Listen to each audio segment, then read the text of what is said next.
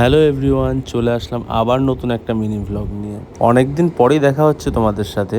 এবার বেশি দেরি না করে চলে আসি মেন টপিক। আজ ছিল অমাবস্যা আর দিনটাও খুব শুভ ছিল, তাই মা বলল চল দুজন মিলে সকাল সকাল গিয়ে মা কালীর পুজোটা দিয়ে আসি। আমিও বললাম চলো, আজকে কাজের চাপটাও একটু কম আছে, এই ফাঁকে মায়ের দর্শনটাও হয়ে যাবে। তাই বেশি দেরি না করে দুজন মিলে চলে আসলাম বিষ্ণুপুর কালীবাড়ি। মা অনেক দিন ধরেই বলছিল, বাট আমারই সময় হয়ে উঠছিল না। আজ মোটামুটি 2 বছর পরে আমি আসলাম এই মন্দিরে। আমার তো বেশ ভালোই লাগছে। মা এসেই প্রথমে লাইনে দাঁড়িয়ে পড়েছে, কেননা ভিড় তো প্রচুর পরিমাণে ছিল। আর কারণটা তো প্রথমেই বলে দিলাম যে আজকে অমাবস্যা, দিনটাও খুব শুভ।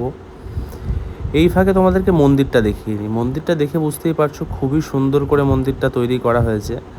আর মন্দিরটা আজকের না, বহু পুরনোই। আর এখানে মায়ের জন্য বলি উৎসর্গ করা হয়। আর এই হচ্ছে আমাদের বিষ্ণুপুরের করুণাময়ী মা। মা কিন্তু খুবই জাগ্রত। আরে আমি তো তোমাদেরকে এখানকার অ্যাড্রেসটাই শেয়ার করিনি। অ্যাড্রেসটা খুবই সহজ।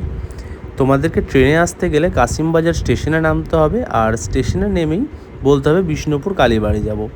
10 মিনিটের পথ, পায়ে হেঁটেও আসতে পারো তোমরা। তা করতেই আমার মা লাইন শেষ করে ঢুকে গেছে মন্দিরের ভেতরে।